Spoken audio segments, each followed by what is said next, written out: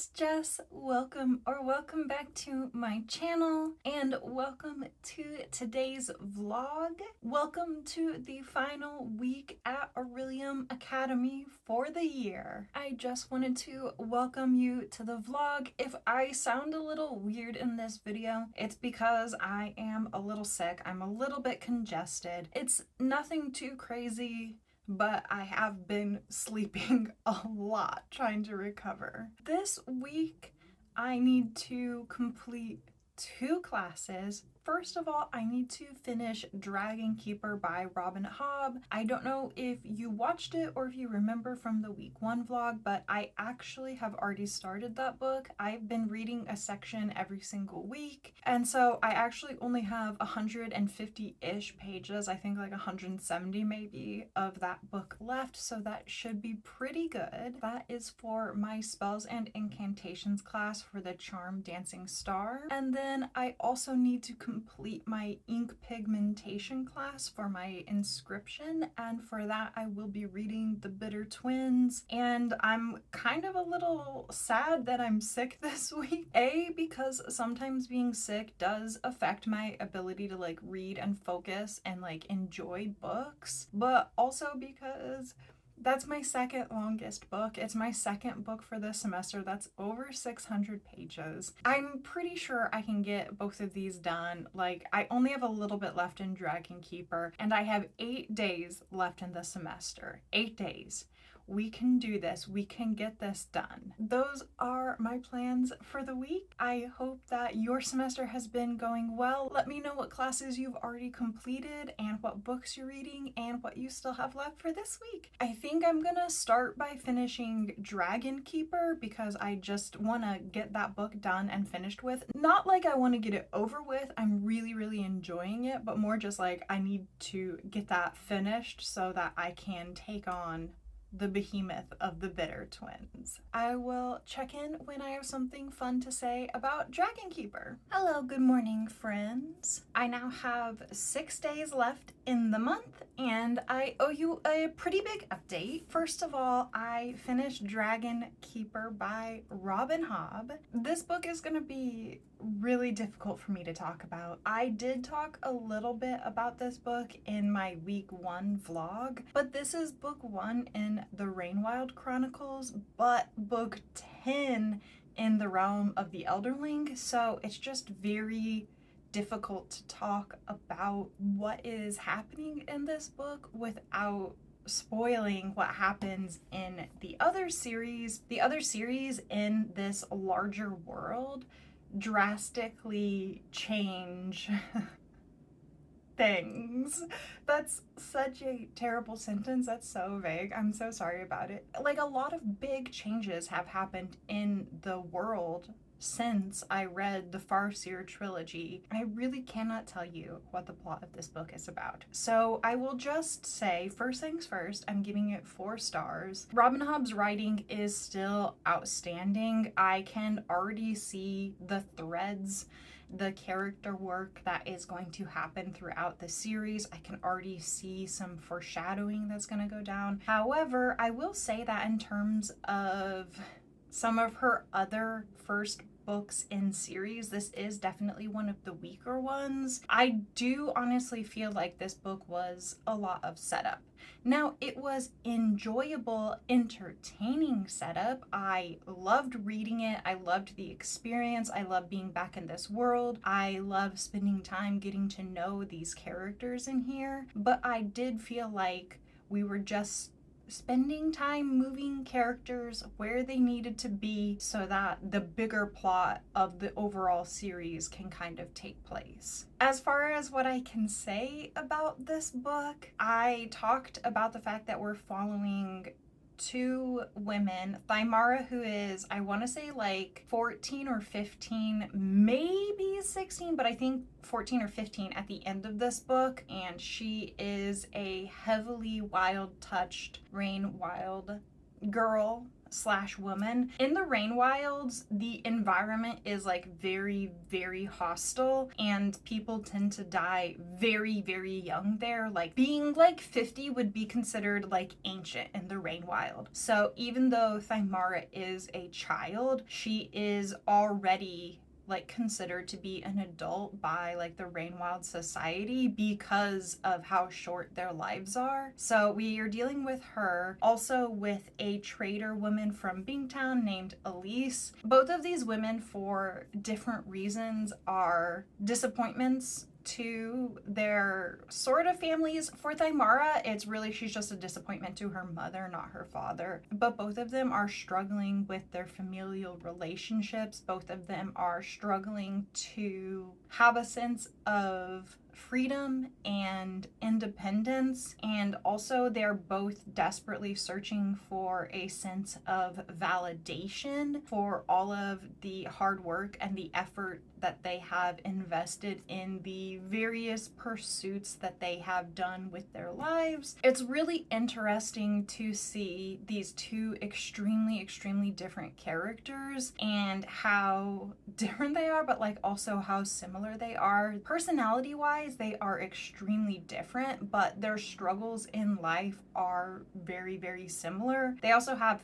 vastly different backgrounds, and that drastically impacts how they view the world around them. I think that within this series we're going to explore a lot of themes of like freedom and finding independence and fighting for your autonomy and finding a sense of worth and value internally, even when the world necessarily does not think that you have that sense of value. And I think that there are more characters that will play into those themes as well, but they're characters I just frankly can't tell you about. And then, similar to all of Robin Hobb's books, to be honest, I think that there's going to be a lot of familial themes. Every single one of Robin Hobb's books has something to do with family in some way, so it's not a surprise here. But yeah, I did really enjoy this book. I'm so sorry that I can't tell you more about it, but I gave it 4 stars. I will be finishing this series like 1 book a month all the way through December. So I actually also started The Bitter Twins. I'm barely into it though. This is book 2 in the Winnowing Flame trilogy. When I finish this book, I will complete my very last class. I have 6 days to read this, and it is 611 pages long. So I'm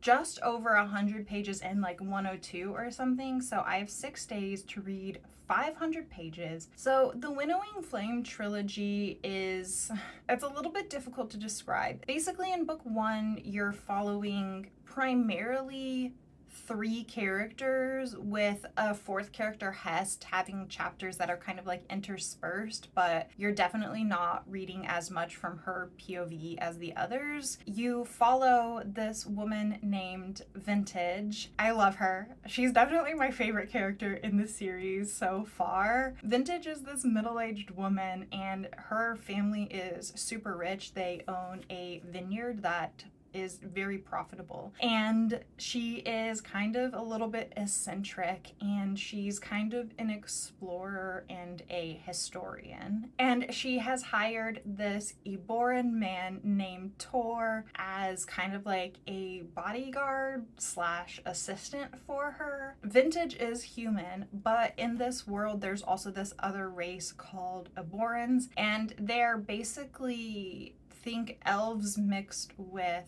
vampires. Back in the day, like hundreds and hundreds of years ago, the Eborans were not vampiric at all. They actually drank the sap of this tree, which they worshipped, and the sap made them, I'm not sure, I can't remember exactly if they were like fully immortal or if like it just gave them like lifespans that were like thousands and thousands of years old. I can't remember. They could still be like murdered and killed, but I think that they were immortal?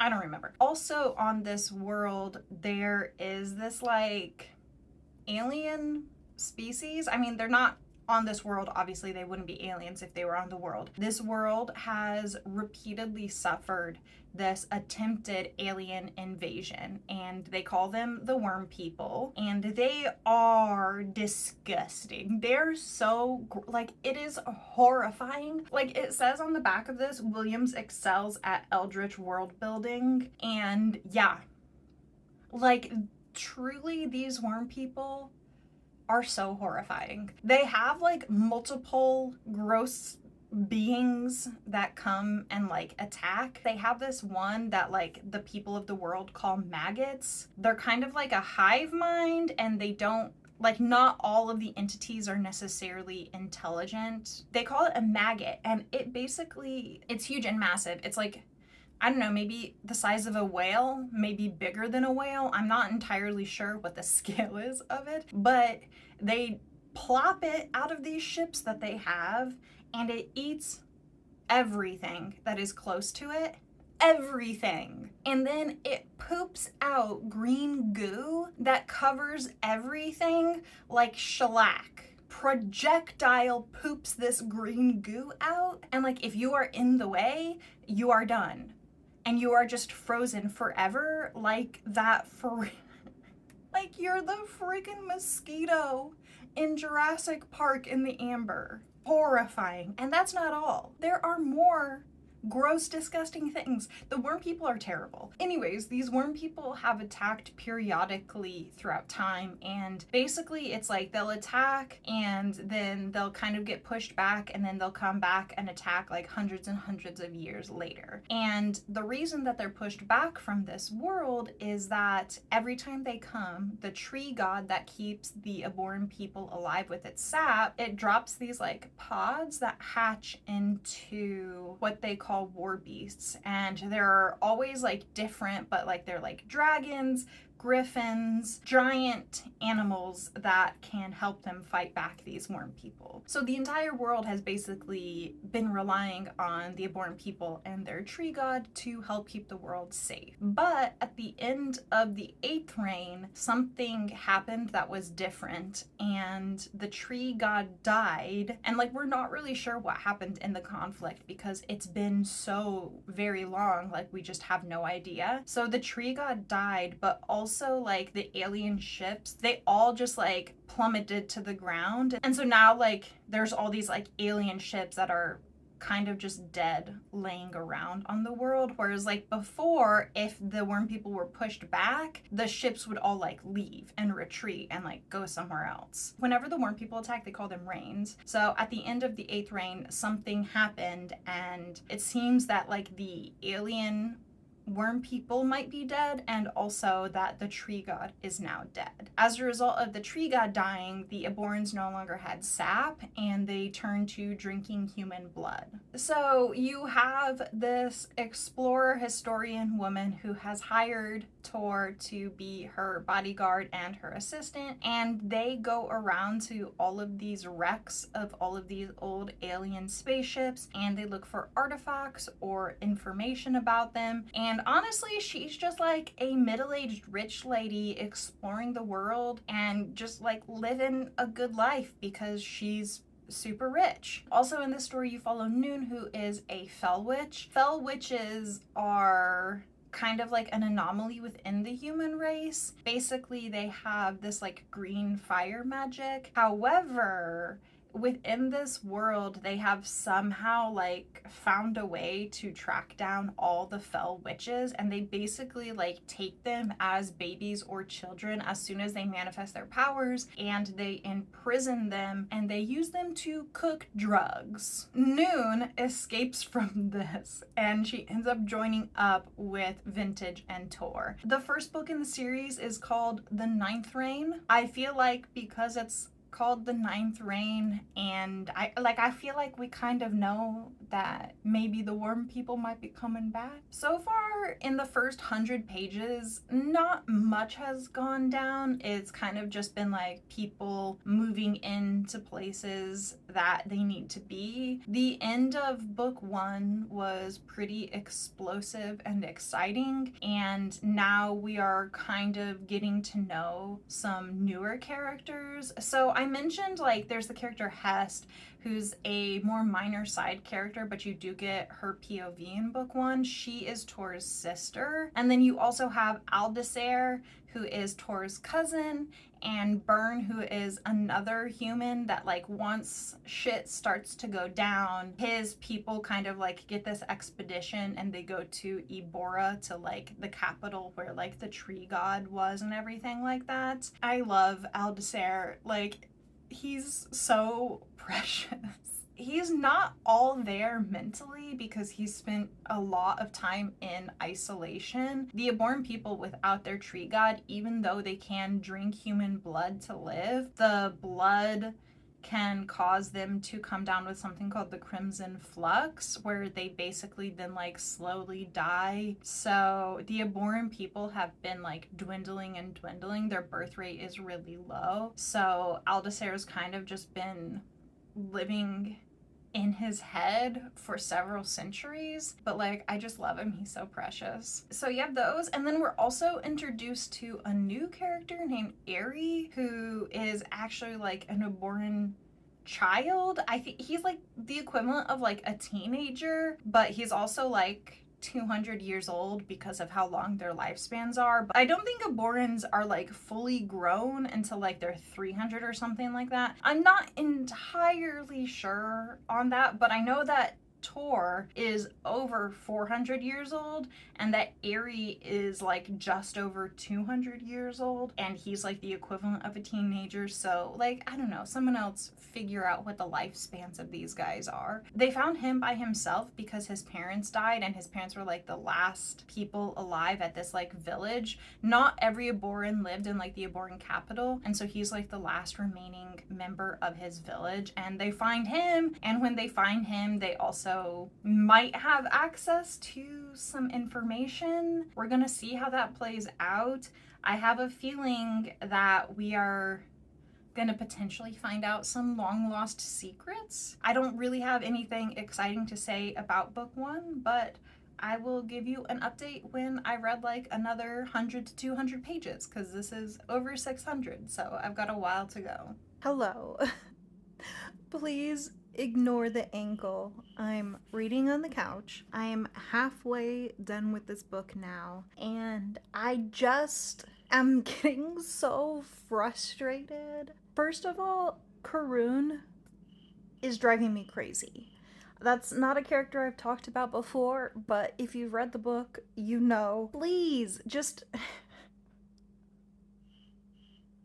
Can you, like, try? Can you just try? Like, is that an option for you? It's driving me crazy. But then also, Hest is driving me so insane. The decisions that Hest is making just do not make sense. There are extenuating circumstances.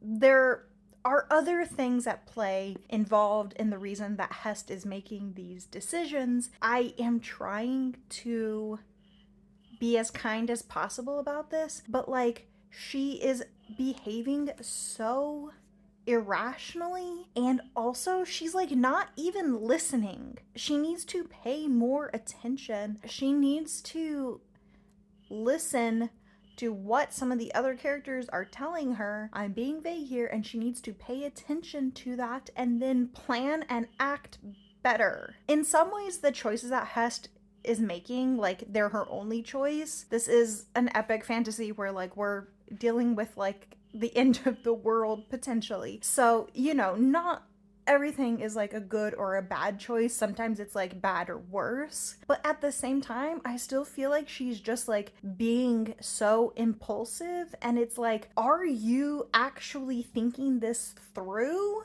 Things have happened, but not that much. Not that much has happened. To be honest, I feel like things are about to go down. We have had some things teased that lead me to believe that some really big information is about to be revealed, and I think I know what it is. I have a feeling that things are going to be revealed in like the coming chapters very quickly, and then I think the action is going to kick off. I just want to do a quick spoiler section for this. I just want to like make a couple of predictions. I'm not going to do an in-depth spoiler discussion because I think I am putting the pieces together. I think I'm right, and I want to have it on record if I am. I'm going to say some predictions here that will be spoilers if I'm right. So if you don't want spoilers, mute the video or click ahead. It'll say spoilers like big on the screen so that like you can just skip forward until that's gone away. Okay, 3, 2, 1. Okay, there have been so many hints about the world at this point and like the origin. I think that the Aborans are aliens, just like the worm people. That is my prediction, and I think that they're gonna like find remnants of this and like proof that actually they are just aliens. So, and like that's why like there's only like the one tree god, because like they like brought it with them. So okay, that's my prediction. Future Jessica will know whether this is right or not. We're done with the spoilers now. And yeah, I'm halfway through getting a little frustrated, but I'm gonna keep reading, gonna stay on the couch, and I will check in a little bit.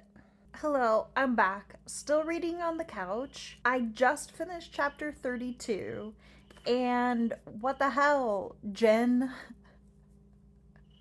What the hell? Like, what is happening? At this point, I'm just waiting for something bad to happen to every single character that I care about. Things have escalated so quickly that it is insane. Okay, there's another update for you. I gotta go. I have to keep reading because I am so stressed out right now about everything that's going on. Bad things are about to happen. So I will talk to you later, I guess.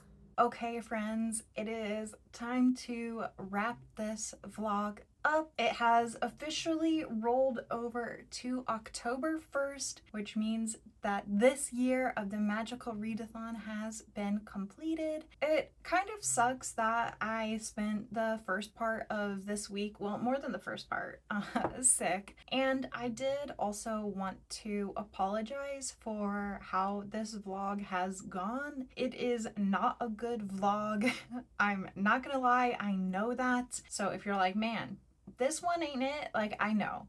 I'm sorry. First of all, this has been a really boring week for me outside of reading. I also have really not done anything because I've basically been sleeping all week and like recovering. You didn't miss much, but I am sorry that the vlog sucks this week. I did want to do my final update because yesterday, before I went to bed, I finished The Bitter Twins, and it's so good. Oh my gosh, this book is so good. I'm serious. Like, if you like fantasy, you need to read this series. It's so interesting and creative, and as somebody who reads a lot of fantasy, this also feels very fresh within the genre. Jen Williams is really creative, and this book has a lot of interesting things that you don't see in other fantasy series, but at the same time the book still feels like very rooted and grounded within the fantasy genre. It's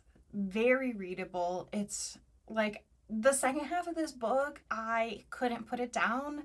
I was so nervous, and I think that this book had one of the most tense like final conflict. Like, obviously, like the overall like plot conflict has not been resolved, but the final like action sequence that concluded this book was absolute insanity in the best way possible. There was so much tension. I did not know who was gonna live, who was gonna die, and it was just so well executed. I just really think that this series is just a standout in the fantasy genre. I've already ordered book 3. I cannot wait to read it. Thankfully, book 3 is like a little bit shorter than book 2. I also okay, let me phrase this carefully. I get frustrated at the characters in this series because,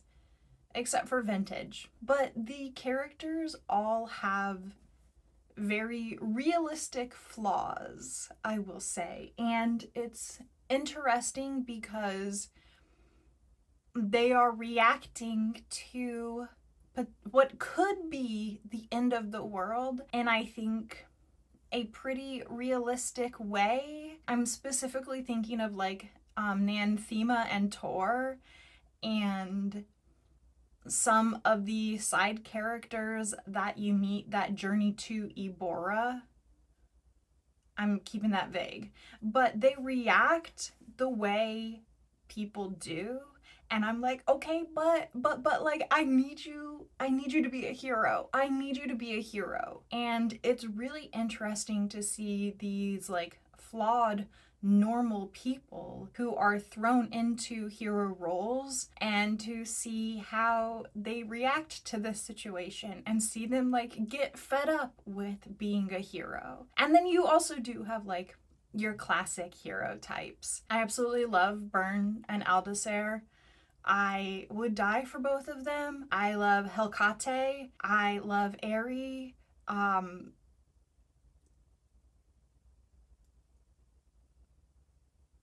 Just so many people to root for in this series. I also want to say that when Aldacer meets Byrne's parents, it's so cute. Okay, like some people consider like couples and like relationships to be spoilers, and so I'm sorry if it bugs you that I'm talking about this. I don't personally consider that a spoiler, but Aldacer and Byrne, first of all, they're so cute together, but like also Aldacer doesn't necessarily know how to navigate relationships. So when he meets Byrne's parents, they're like, don't worry, it's okay that you're dating our son. And he's like, they're very nice people. I wonder why they're so nice to me. And it's so funny. It's so funny. I just love it. The first book in this series is 5 stars. The second one is 5 stars. I love the world building in here. I love all like the creepy crawly worm people. I mean, I hate them, but like from a looking at them, they are very interesting, and I think that they are well designed. And so like, good job, kudos to you. You've created something that might actually give me nightmares in real life. Honestly, the only thing that I could say negative about this book is that sometimes you can tell that the characters are saying stuff that like you would say in real life, and I'd be like, a fantasy character in this world wouldn't say that. Like, come on. But like, honestly, I don't care. It's 5 stars. I highly recommend this series. I cannot wait to finish it out. It's so phenomenal. So there you go. I have successfully completed all of my classes, and I'm so happy that I ended with the Bitter Twins, because that was actually my only 5 star for the month. That's an excellent way to close the month out, an excellent way to finish off at Aurelium. I hope that your semester went well. I hope you completed your certification so that you can move on for next year. Once again, a massive